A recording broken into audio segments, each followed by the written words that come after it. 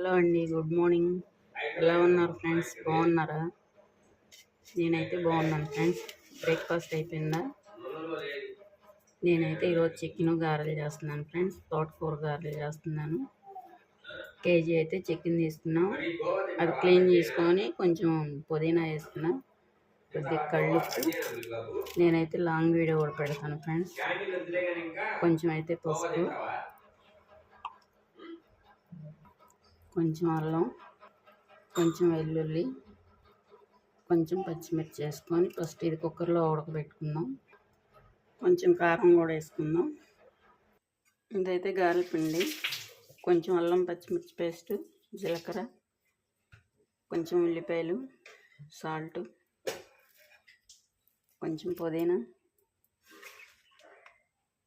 ఇదైతే తోటకూర, కొంచెం కరివేపాకు, కొత్తిమీర. చికెన్కి అయితే ఆయిల్ పెట్టాను. అల్లం వెల్లుల్లి,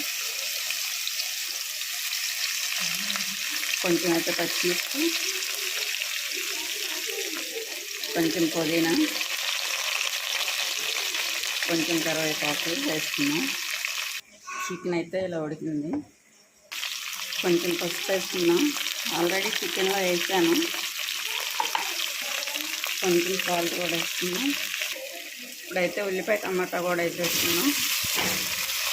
ఇదైతే కొంచెం గ్రేవీ పట్టుకున్నాను. బాదం పప్పు, జీడిపప్పు, ఒక ఆనియన్, ఒక టమాటా, ఒక పచ్చిమిర్చి, ధనియాలు, చెక్క, లవంగ, ఇవన్నీ అయితే మిక్సీ పట్టేసుకున్నాను.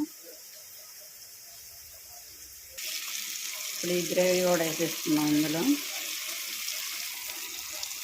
గ్రేవీ మొత్తం వేసాను. గారెలు కూడా వేసాను.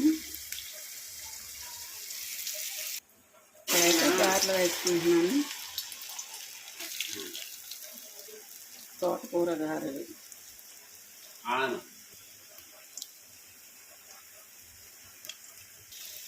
ఇప్పుడైతే ఉడికించిన చికెన్ కూడా వేసేస్తున్నాం. చికెన్ అయితే అవుతుంది ఫ్రెండ్స్. ఇది కొంచెం వేగినాక వాటర్ వేసుకున్నాం. గారెలు కూడా రెడీ అవుతున్నాయి. తోటకూర హెల్త్కి చాలా మంచిది. అందుకని విడిగా తినకపోయినా తోటకూర ఇలా గారెలో వేసుకుంటే తినేస్తాం కదా.